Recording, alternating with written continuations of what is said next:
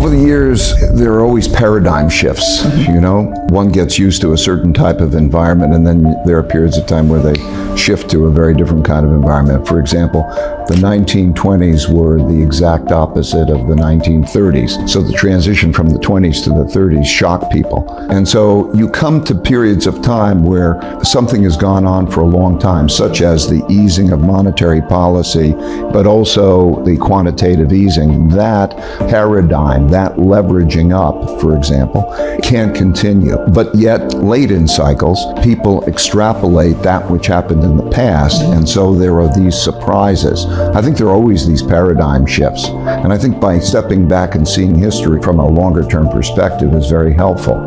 I think the Fed made a mistake, and I think the Fed understands that it made a mistake in assuming that this is a normal cycle. And what they thought was, if you pick up growth and lower unemployment, you're going to produce inflation. We're living in a different world now for various reasons, a world of a lot of excess capacity, a world of digitalization and so on, in which that's not the big thing. The big thing is the fact that we're approaching an end of the power of central banks to stimulate. So the big thing is that we have a very big asymmetric risk.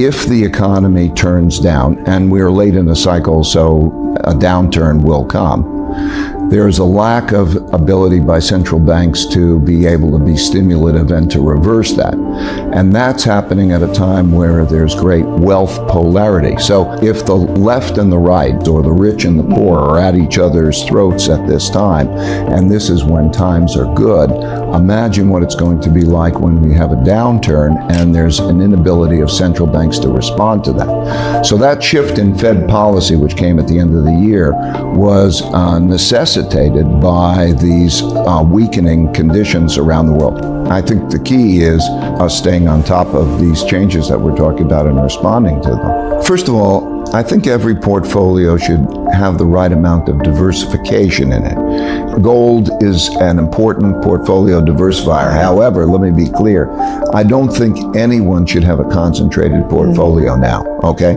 So people can hone in on one comment I'm making. I think that the notion of creating a balanced portfolio is the most important thing that they can do right now, because wealth can't so much be destroyed as it can be shifted.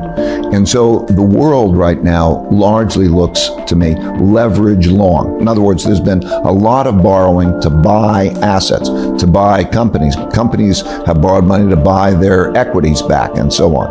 That whole move of leverage long is where the markets is. I think there's a vulnerability, what I'm saying is, to that kind of a portfolio, and that gold is one of the items that can diversify that.